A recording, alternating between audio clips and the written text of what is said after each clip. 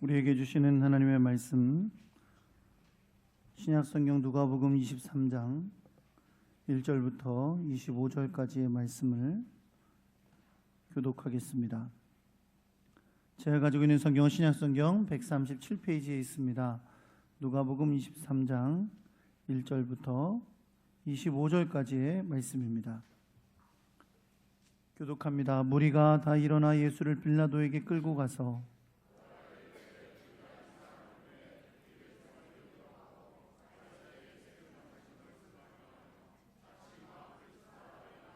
빌라도가 예수께 물어 이르되 내가 유대인의 왕이냐?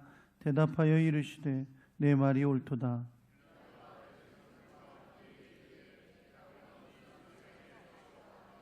무리가 더욱 강하게 말하되 그가 온 유대에서 가르치고 갈릴리에서부터 시작하여 여기까지 와서 백성을 소동하게 하나이다.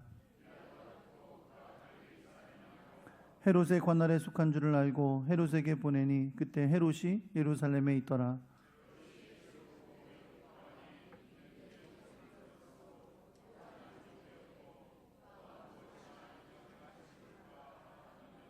여러 말로 물으나 아무 말도 대답하지 아니하시니 헤롯이 그 군인들과 함께 예수를 업신여기며 희롱하고 빛난 옷을 입혀 빌라도에게 도로 보내니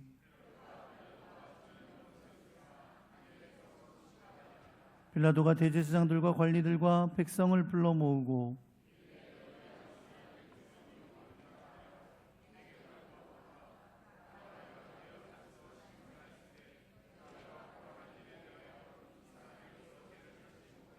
헤롯이 또한 그렇게 하여 그를 우리에게 도로 보내었도다. 보라, 그가 행한 일에는 죽일 일이 없느니라. 무리가 일제히 소리질러 이르되 이 사람을 없이 하고 바라바를 우리에게 놓아 주소서 하니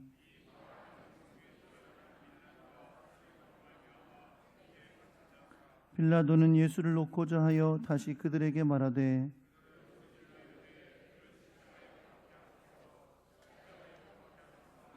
빌라도가 세 번째 말하되 이 사람이 무슨 악한 일을 하였느냐? 나는 그에게서 죽일 죄를 찾지 못하였나니 때려서 놓으리라 하니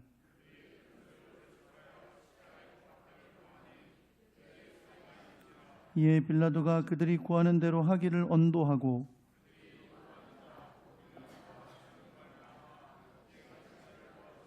예수는 넘겨주어 그들의 뜻대로 하게 하니라. 아멘.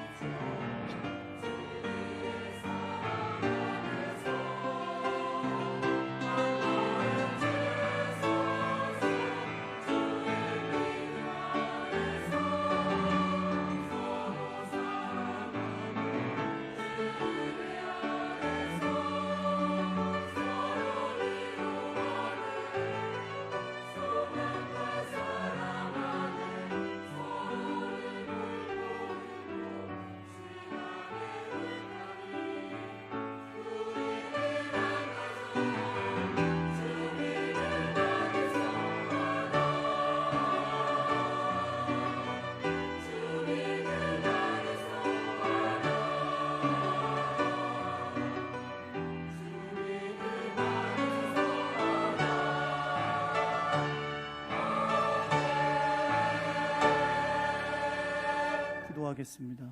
사랑과 은혜 하나님 아버지 감사드립니다. 날마다 우리의 삶을 인도하시고 눈동자같이 지키시는 우리 인생의 주인 되신 하나님을 찬양하며 영광을 올려드립니다. 우리 지난 주간 우리가 너무나 사랑했던 우리의 믿음의 유산이 되는 박전순 권사님을 하나님께 올려드리고 우리가 함께 예배하며 지난 며칠을 보냈습니다. 주님께서 우리에게 주셨던 너무나 귀한 권사님 하나님의 나라에서 평안을 누리며 우리가 다시 만날 그날에 하나님의 큰 영광 가운데 만나게 될 줄 믿습니다. 우리 권사님 교회를 사랑하고 주님을 사랑하고 예배하고 싶은 간절한 마음 담아서 이렇게 예물을 준비하여 하나님 앞에 드렸습니다. 주님께서 이 예물에 담긴 기도의 제목과 간절한 소망을 주여 응답하여 주옵소서. 자녀들을 위하여, 교회를 위하여, 또 구역 식구들을 위하여, 사랑하는 주의 백성들을 위하여 기도하셨을 텐데 그 기도가 하늘에 닿고 귀한 응답으로 열매 맺을 줄 믿습니다. 오늘도 주를 예배하는 가운데 하나님 앞에 예물들의 영광 돌린 귀한 손길들을 기억하여 주시옵소서. 저들이 드린 귀한 예물 가운데 담긴 기도의 제목과 마음의 소원에 응답하여 주시고 세상이 줄 수 없는 것들로 갚아주시되 평안을 허락하여 주옵소서. 이 세상 가운데 승리하도록 힘을 더하여 주시고 필요할 때 지혜를 더하시며 하나님의 뜻을 이루며 사는 아름다운 열매 맺는 주의 백성들이 되게 하여 주옵소서. 하나님 주의 말씀을 듣는 시간입니다. 연약하고 부족한 우리들 주의 귀한 뜻을 깨닫는 시간 되게 하시고 하나님의 귀한 음성을 성령 가운데 듣게 하여 주옵소서. 우리 주 예수 그리스도의 이름으로 기도합니다. 아멘. 할렐루야. 옆에 계신 분들하고 인사하겠습니다. 잘 오셨습니다. 사랑합니다.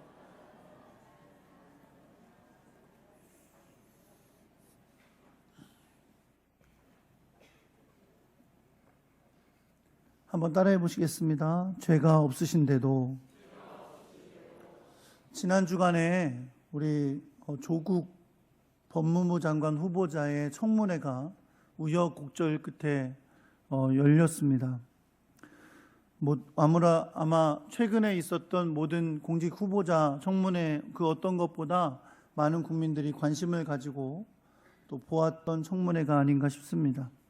저는 청문회를 다 보지는 못했어요. 하지만 뉴스나 또 인터넷에 올라온 여러 동영상을 통해서 몇 가지 중요한 소식만 볼 수 있었습니다. 유난히 이번 청문회가 시끄럽기는 했지만 사실 그동안 있었던 여러 공직 후보자 청문회를 보면 가끔 깜짝깜짝 놀랄 때가 있어요. 왜냐하면 우리가 상상도 못하고 생각도 못하는 일들이 소위 말하는 그 상위권층에 해당되는 사람들 사이에서는 있구나. 그런 것들을 보게 될 때가 많이 있고요. 근데 그럼에도 불구하고 사실인지 아닌지 아직 확실하게 밝혀지지 않은 것들을 이제 청문회장에서 서로 의혹을 가지고 옥신각신하게 되잖아요. 사실 그게 진짜 잘못한 건지 아닌지도 확실치 않은 경우가 굉장히 많은데 청문회장에서 온 국민이 보는 가운데 그게 다 밝혀지는 거죠.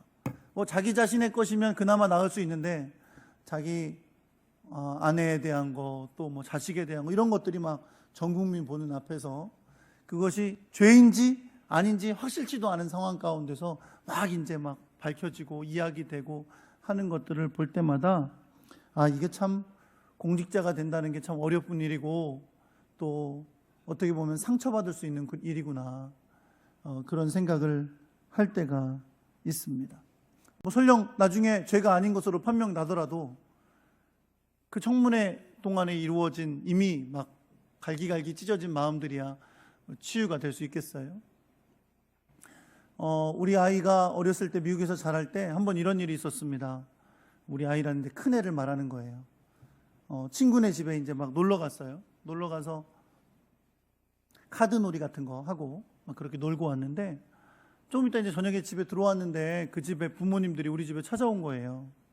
근데 찾아왔는데 자기 아들 카드가 없어졌다는 거예요. 근데 우리 집에 왜 와? 없어졌는데 아무래도 우리 집 아들이 갖고 간 것 같다는 거죠. 이런저런 이유를 얘기하시는데 그럴듯하더라고요. 근데 그런 얘기를 듣고 나니까 우리 아들을 믿고 싶죠. 그렇죠? 분명히 믿고요. 근데 그런 얘기를 듣고 나니까 의심이 되기 시작하는 거예요. 얘가 혹시 갖고 왔나? 그래서 자꾸 몇 번을 이제 추궁해서 물었던 적이 있어요. 절대 아니라고 그렇게 대답을 하더라고요. 저녁 때 전화 왔어요. 자기네 집에서 발견했다고. 이제 발견하면 뭐해? 우리 애는 이미 의심을 받고 얼마나 억울한 마음을 가졌겠어요. 지금도 그때 일을 생각하면 미안한 마음이 들어요. 그때 왜 믿어주지 못했을까라는 미안한 마음이 들기도 합니다. 여러분, 죄를 짓지 않았는데 죄를 지었다고 정죄를 받고 심하게는 그 죄 때문에 죄를 지었다는 누명으로 형벌을 받게 된다면 그것처럼 억울하고 가슴 아픈 일은 없을 겁니다. 살다 보면 그런 일을 종종 만나죠. 내가 잘못한 게 아닌데 내 잘못으로 여겨지고 억울하게 그것 때문에 벌을 받거나 손해를 보게 되는 경우를 만날 때인데 이 마음이 쉽게 풀어지지 않습니다. 그 억울한 마음이 잊혀지지 않고요. 완전히 풀려지지 않는 것을 느낄 때도 많이 있어요. 그런데 여러분, 오늘 성경 본문 말씀 가운데서 재판정에 서시게 된 예수님을 우리가 성경 가운데 봅니다. 근데 예수님은 죄가 없으신 분이잖아요. 그렇죠? 굉장히 중요한 질문인데 지금 대답들 안 하셔서 네. 그리고 심지어 오늘 우리가 이제 살펴보게 되겠지만 예수님을 재판했던 빌라도가 3번이나 예수님은 죄가 없다라고 무죄 판결을 내립니다. 그럼에도 불구하고 예수님은 어떻게 되시죠? 십자가에 처형을 당하시게 돼요. 세상에 이렇게 억울한 일이 또 있을까요? 내가 죄를 저질렀는데 혹시 재판이 잘못돼서 억울하게 재판 가운데 처형의 언도를 받을 수 있을 거예요. 그런데 심지어 재판관이 3번이나 예수는 무죄다라고 판결하거든요. 그런데 그럼에도 불구하고 예수님은 십자가의 처형을 당하시게 됐다는 겁니다. 오늘 여러분과 제가 이 말씀 가운데 주님의 심정을 깨달을 수 있는 귀한 시간 되기를 예수 그리스도의 이름으로 축원합니다. 지난 주일에 우리는 대제사장에게 재판을 받으신 예수님의 모습을 봤어요. 겟세마네 동산에서 체포되어 가신 예수님은 대제사장 가야바의 집에 하룻밤을 보내시면서 사실은 1박 2일에 걸쳐 이루어지는 재판을 받으시게 됐습니다. 예수님은 그곳에서 많은 사람들의 고발 가운데 주님이 그리스도이심을 드러내 보여주셨지만 그것은 그들에게 믿음으로 다가가지 못했고 믿음으로 그들이 응답하지 못했기 때문에 예수님은 결국 그들 가운데 사형에 해당된다는 언도를 받으시게 됩니다. 그러나 지난주에 제가 말씀드린 것처럼 그 당시에 이스라엘은 로마 제국의 통치 아래에 있었기 때문에 사형을 언도했다 그래서 자기들이 사형 집행을 할 수 있는 것이 아니었어요. 사형 집행을 한다면 율법에 따라 돌로 쳐 죽이는 것인데 그 돌로 쳐 죽이는 사형을 결코 유대인들 사이에서 판결해서 할 수가 없었다는 거죠. 그래서 유대인들은 결국 예수님을 죽이기 위해서 로마법의 통치를 받는 로마법의 판결을 받아야 되는 빌라도 총독에게로 예수님을 데리고 가게 됩니다. 오늘 여러분과 제가 함께 읽은 본문이 예수님께서 그 빌라도의 법정에서 재판을 받으시는 장면입니다. 어쨌든 여러분, 예수님을 빌라도 법정에 데려간 유대인들의 목적은 예수님을 사형 언도를 받게 해서 십자가에 못 박혀 죽게 하기 위한 거예요. 그래서 이제 빌라도에게 예수님을 데려가서 예수님에게 유죄 판결을 받게 해야 되는데 그러려면 그냥 자기들이 주장하는 종교적인 주장을 해서는 로마법에 저촉되는 걸로 유죄를 받을 수 있게 할 수 없죠. 그래서 이제 예수님을 빌라도의 법정에 데려온 유대인들은 예수님이 로마의 법에 접촉이 되어 사형을 받을 수 있도록 고발을 하기 시작합니다. 오늘 성경에 보니까 3가지의 고발의 내용이 있었어요. 첫째는 예수가 우리 백성들을 미혹한다 라는 거였고, 두 번째는 가이사에게 세금을 바치는 것을 금한다 라는 거였고, 세 번째는 그가 자칭 왕 그리스도라고 주장한다 라는 것이었습니다. 여러분, 우리는 이 고발들이 다 진실이 아닌 걸 알고 있습니다. 예수님께서 백성들을 미혹한다라고 하는 건 자기들 생각이죠. 그렇죠? 예수님을 그리스도로 믿지 않는 자들이 예수님의 행하심에 대해서 미혹이라고 말하고 있는 겁니다. 또 예수님은 가이사에게 세금을 바치라고 말씀하신 적도 없습니다. 그렇죠? 사람들이 물었을 때 가이사의 것은 가이사에게, 하나님의 것은 하나님께 바치라고 답하셨었습니다. 세 번째, 자칭 왕 그리스도라 한다라고 말하는 거예요. 이 자칭 왕 그리스도라는 것은 그들이 예수를 그리스도로 온전히 믿지 않았기 때문에 앞에 뭘 붙인 거예요? 자칭이라고 붙인 거죠. 자기들은 믿지 않으니까. 이건 믿음에 따라 달라지는 내용에 해당됩니다. 이 세 가지의 고발을 빌라도 앞에서 유대인들이 하는데, 실제로 빌라도가 주의 깊게 듣고 판결을 하기 위해서 질문을 하게 되는 것은 세 번째에 해당되는 겁니다. 예수가 그리스도, 왕 그리스도라고 주장한다는 거죠. 그래서 이 고발을, 유대인들의 대제사장들과 여러 무리들의 고발을 들은 빌라도가 예수님에게 재판을 시작하면서 첫 번째 그 질문을 던지게 됩니다. 그 질문이 뭐예요? 내가 유대인의 왕이냐? 라고 묻는 겁니다. 예수님은 이 빌라도의 질문에 내 말이 옳도다 라고 답했다고 한국말 성경이 기록하고 있어요. 그런데 이 한국말 성경은 사실 정확한 번역은 아닙니다. 실제로 영어 성경에도 보면 내가 그렇게 말했다 라고 답하셨다고 되어 있고요. 예수님께 내가 유대인의 왕이냐라고 물으실 때 내 말이 옳도다 했던 이 대답은 사실 예수님께서 그것에 대해 긍정하신 것도 아니지만 부정하신 것도 아닙니다.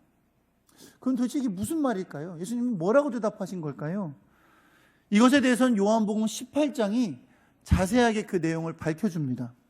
요한복음 18장에 보면 예수님과 빌라도가 이것에 관해서 조용히 나눈 대화가 자세하게 기록되어 있습니다. 먼저 빌라도가 예수님께 묻습니다. 내가 유대인의 왕이냐?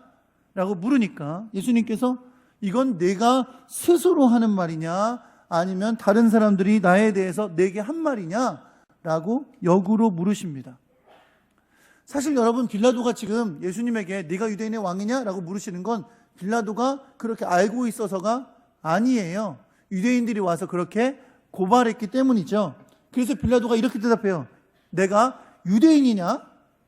내 나라 사람과 제사장들이 너를 내게 넘겼는데 내가 뭘 했길래 그런 거냐? 라고 되묻습니다. 결국 예수님을 고발하고 있는 자들이 왜 예수님을 유대인의 왕이라고 고발하고 있는지를 예수님께 다시 되물었던 거죠. 예수님은 이제 빌라도에게 유대인들이 예수님을 자칭 왕 그리스도라고 한다라고 고발한 것에 대해서 이렇게 설명을 해주십니다. 요한복음 18장 36절의 말씀인데요. 이렇게 설명해 주세요.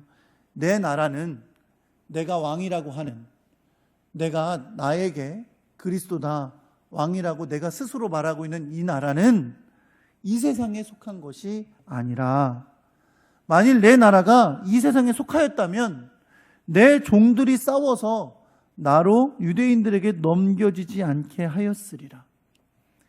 이제 내 나라는 여기에 속한 것이 아니니라 라고 말씀하십니다. 이 말이 무슨 말이냐면, 만약에 내가 말하는, 내가 왕이고 그리스도라고 말하는 것이 이 땅에서 이루어지는 유대인들 가운데 왕이거나 어떤 지역의 왕인 것을 주장하는 것이라면 내가 나를 잡아가려고 할 때 내 종들을 풀어서 잡혀가지 않게 막았겠지. 하지만 내 나라는 이 땅에 있는 나라가 아니라는 거예요. 내 나라는 이 땅에 속한 것이 아니니라 라고 말씀하는 겁니다. 뭘 말씀하시는 거죠? 예수 그리스도께서 하나님 나라의 왕이 되는 것임을, 이 땅에 복음으로 인한 하나님 나라를 이루시고 그 나라의 왕이 되는 것임을 설명해 주고 계신 겁니다. 결국 예수님이 말씀하시는 건 뭐예요? 당신은 유대인들이 주장하고 있는, 유대인들의 왕이라고 주장하는 정치적인 의미의 왕임을 말하고 있는 것이 아니라 복음으로 말미암아 하나님 나라의 왕이 되실 것임을 말하고 있는 것이라고 설명해 주시는 겁니다. 예수님이 바로 그것을 위해 오신 그리스도시라고 당신을 밝히시는 거죠. 이렇게 빌라도에게 설명을 했습니다. 이런 이야기를 들은 빌라도의 입장에서 지금 예수님의 주장이 예수님을 십자가에 못 박혀 죽을 만큼 죄가 되려면 로마 제국의 위협이 되는 반역죄가 돼야 되잖아요. 그런데 예수님의 지금 말을 들어보니 이게 어디 로마 제국을 위협하고 넘어뜨리려는 반역의 죄가 될 수 있어요.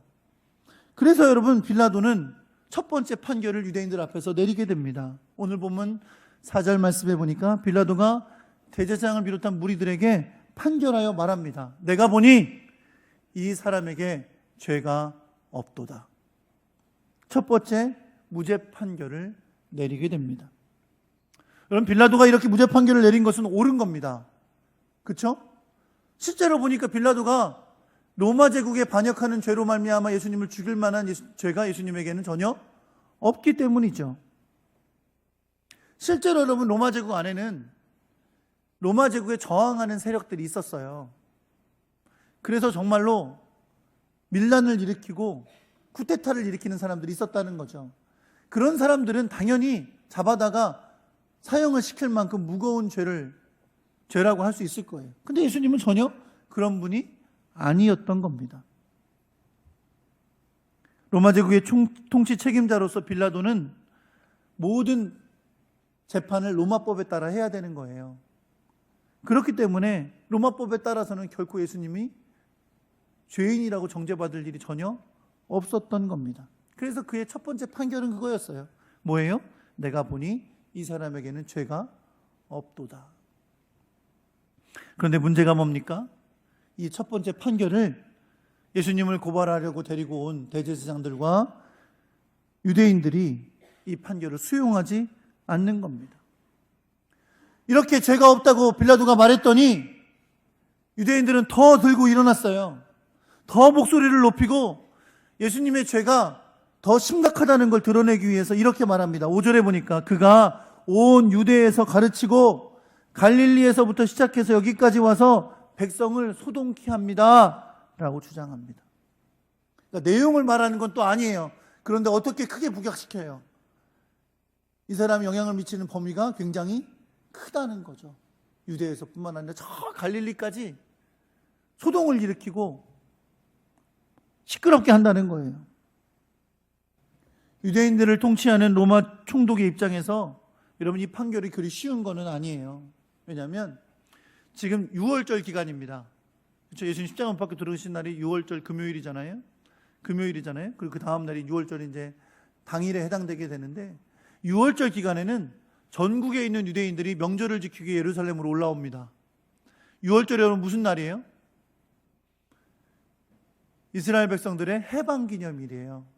그렇죠? 이날은 이스라엘 민족들의 종교성이 가장 높이 올라오는 때고요. 민족성이 하나로 똘똘 뭉치는 때예요. 그들은 우리들의 통치자는 아무리 로마가 통치를 하고 가이사가 통치를 해도 우리의 왕은 오로지 하나님이다 라고 주장하는 사람들이에요.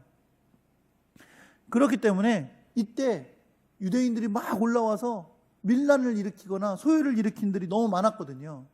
그래서 사실 빌라도도 지금 통치하는 곳이 여기가 아니에요. 빌라도는 주로 가이사랴라는 바닷가에 있는 지역에서 머물고 있는 사람인데 지금 6월절을 맞이해 예루살렘에 올라온 거예요. 왜? 소요나 밀란이 일어날까 봐. 그러니까 한번 자기가 무죄를 판결했는데 유대인들이 막 들고 일어나서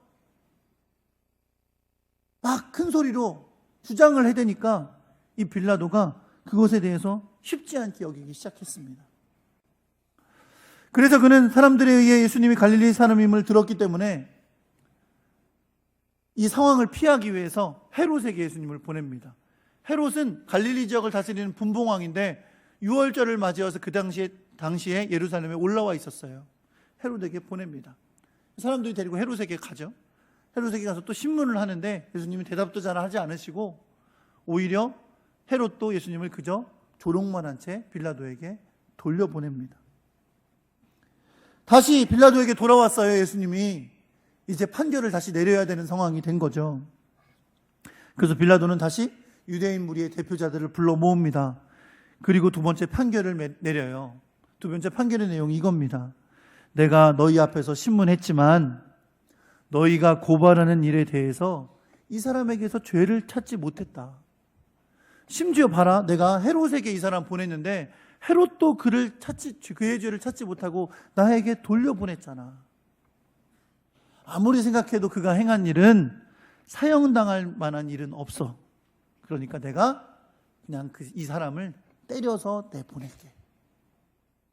태형을 주고 내보낼게. 이렇게 타협안을 내놓습니다. 사실 여러분, 예수님을 때려서 내놓는 것도 불법이에요. 왜? 유죄로 드러난 게 없잖아요. 유죄로 드러난 게 없기 때문에 때리는 것도 로마법에 보면 할 수가 없는 거예요. 그런데 지금 유대인들이 유월절을 따라 잔뜩 올라와 있고 막 큰 소리로 자기가 한 판결에 반항을 하니까 타협안을 내놓는 거죠. 그 타협안이 뭐였다고요? 때려서 내놓겠다라고 했던 겁니다. 그러나 이 판결도 유대인들을 만족시키지를 못했습니다. 그래서 이 판결에 불복하지 않은 유대인들이 일제히 소리를 지르기 시작합니다. 뭐라고 소리를 지르냐면 이 사람을 없이 하고 바라바를 놓아주라. 제가 바꾼 거예요, 지금. 우리식으로. 이 사람을 없이 하고 바라바를 놓아주라. 이렇게 외치기 시작해요. 그런데 왜 갑자기 바라바예요? 있지도 않던 바라바가 갑자기 등장했어요.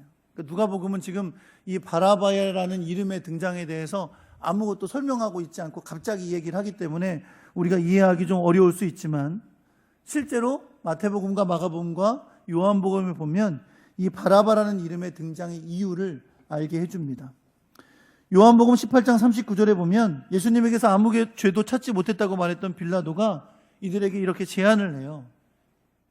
6월절이면 내가 너희에게 한 사람을 놓아주는 전례가 있으니 그러면 너희는 내가 유대인의 왕을 너희에게 놓아주기를 원하느냐라고 제안합니다.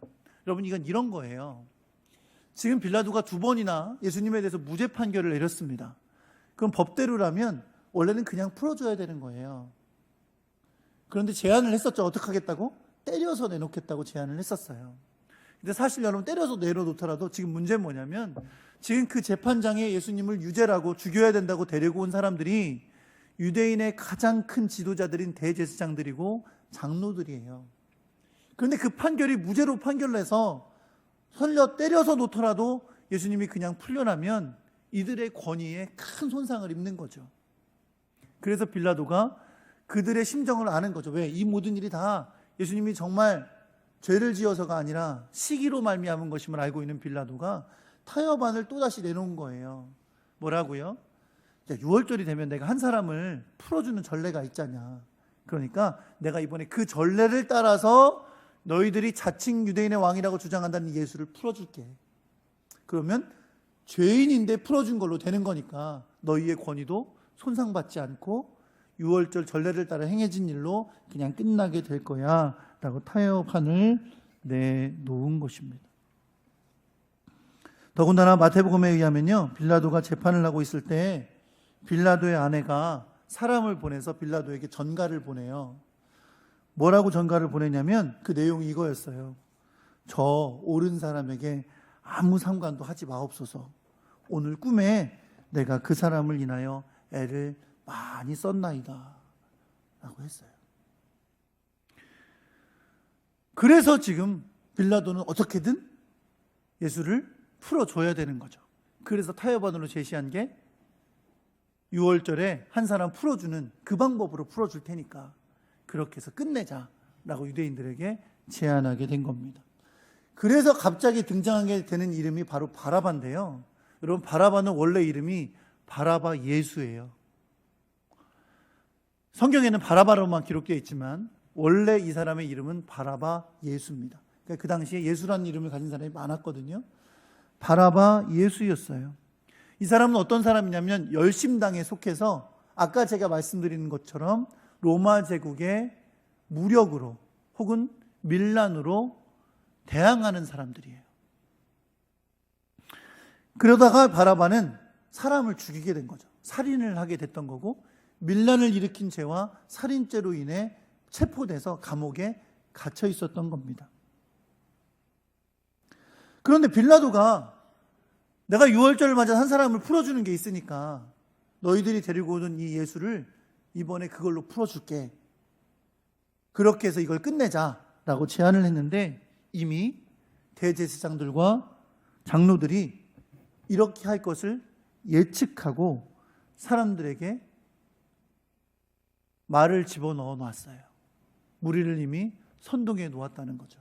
그래서 그 말이 나오자마자 예수를 그렇게 풀어주겠다, 6월절에 풀어주는 전례를 따라 풀어주겠다라는 말이 나오자마자 이들이 주장하기 시작하는 거예요. 뭐라고요? 이 사람을 없이 하고 바라바를 놓아주라, 이렇게 주장하기 시작하는 거예요. 바라바를 놓아달라고 하자고 이미 대제사장과 장로들이 사람들 가운데 말을 넣어 놓았다는 겁니다. 그리고 나서 21절에 보면 이제 반복해서 주장하기 시작합니다. 뭐라고요? 저를 십자가에 못 박으소서, 저를 십자가에 못 박아서 죽게 하소서 라고 주장하기 시작합니다. 여러분, 비록 군중의 압박이 강해졌지만 빌라도는 사실 마음에 변화가 없었어요. 뭐라는 것이? 예수는 무죄라는 것에 변화가 없었어요. 거기다가 자기 아내가 전가를 보내왔잖아요. 어젯밤에 꿈자리가 뒤숭숭했다고. 그냥 우리말로 하자면. 그러니까 저 사람 건드리지 말라고 전가까지 보내왔잖아요. 그래서 그렇게 막 백성들이 십자가에 못 박으라고 난리를 치는데도 다시 한번 세 번째 빌라도가 판결을 내립니다. 이 사람이 무슨 악한 일을 하였느냐? 나는 그 죽일 죄를 찾지 못하였으니 때려서 놓으리라. 그것이 마지막으로 빌라도가 판결을 내린 세 번째 판결이었습니다. 그러나 유대인들은 더욱더 큰 소리로 빌라도를 재촉하기 시작합니다. 저 예수를 십자가에 못 박으라고, 십자가에 못 박으라고. 점점 소리가 커졌어요.